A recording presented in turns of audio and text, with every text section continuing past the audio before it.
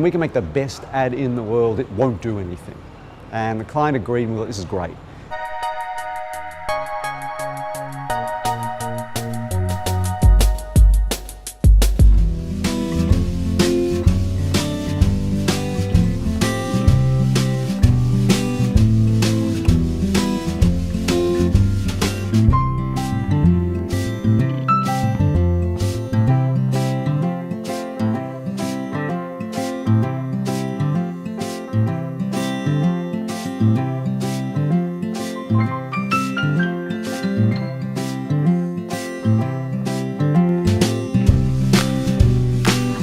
When the Dumb Ways to Die campaign was briefed to the agency, it was a really big problem, and big problems are great things to get briefed on because clients and everyone is really open and receptive to an unusual way into it. They needed to raise awareness of the need to be safe around trains. And the second thing they wanted to do was raise awareness, but then also obviously make a difference and reduce accidents and deaths. And there are a lot more accidents than deaths. You know, a lot of people are lucky and it actually doesn't kill them.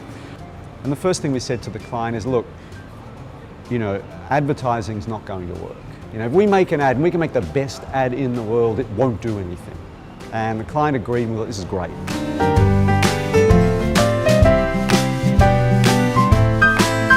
We had a very receptive and open client, and the brief to us was, do something that will work. And we don't care what it is, but it must work. We really want to make a difference, which is great. So, you know, I think a lot of people think the creative process is a little random, where a bunch of people sit around and think up crazy ideas and brainstorm, and it's actually not like that. Imagine it where you follow a straight line for days and days and days, where you just think really hard about the truth and interrogate the truth, and just, you're really logical. And we did that for days and days, and ultimately we came to this realization, and the truth of it is, and it will be no surprise, that if you get hit by a train, you've been really, really stupid.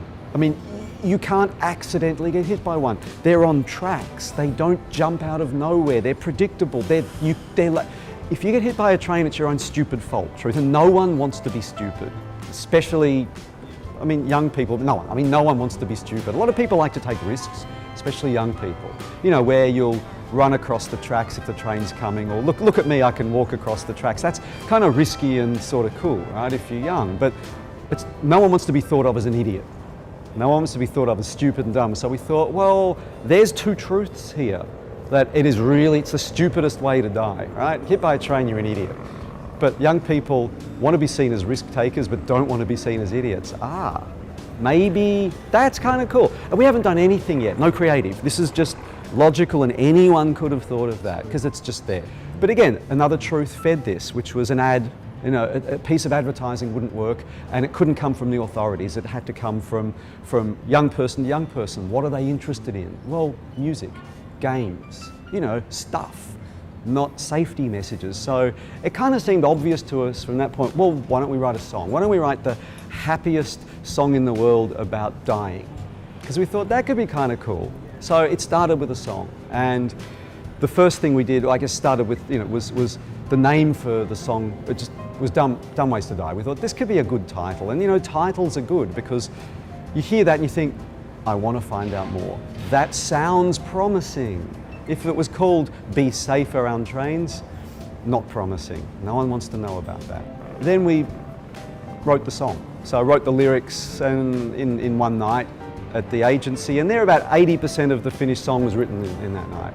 So it had to be animated. So it was animated, and all the way along our underlying thought was, this cannot look and feel or smell or taste like advertising. It must feel organic, like it just happened. So the animator we used hadn't done advertising work much before. The songwriter we picked had never written an advertising jingle, and still hasn't, because he doesn't do that sort of stuff. You know, we chose people and worked with people deliberately so it didn't feel like an ad.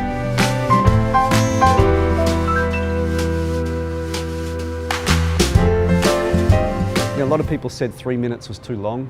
But again, we decided to, you know, fuck the rules, because they don't work. Nothing had worked. And again, the freedom you get from knowing that you've got a problem that no one has been able to solve gives you the freedom to say, we're going to do something that's never been done before, which is really cool. We had characters, so we thought these guys would make an awesome game. So we made a game from it. And again, the whole idea was to keep feeding content into this machine.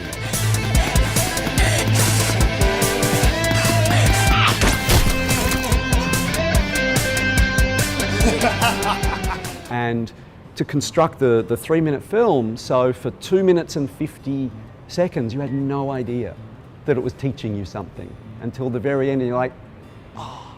And everyone had that moment at the end, it's like, you know, this is great, this is cool, shut. It's actually, you got me.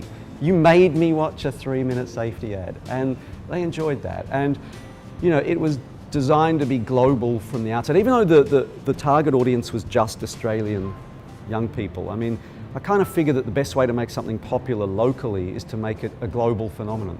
And you know, we live in an age where there's, you know, ideas just travel so quickly. We thought, and you should have huge ambition for your ideas. We thought, well, let's make this globally famous. And there we guarantee that Australian kids will really love it. And that's kind of what happened. What is your favorite dumb way to die? Sell both your kidneys on the internet is my favorite dumb way to die. Because you can't do it. It's silly, and it rhymed with pet. You know, I actually had keep a rattlesnake as a pet, and I was like, I need a lyric for this. And I was like, internet rhymes with pet. How can you die on the internet? You can't. But I don't know, maybe you sell your kidneys on the internet. There you go. It was as simple. I mean, really, it's not rocket science, is it? This stuff. It's just silly. But sometimes clients say yes.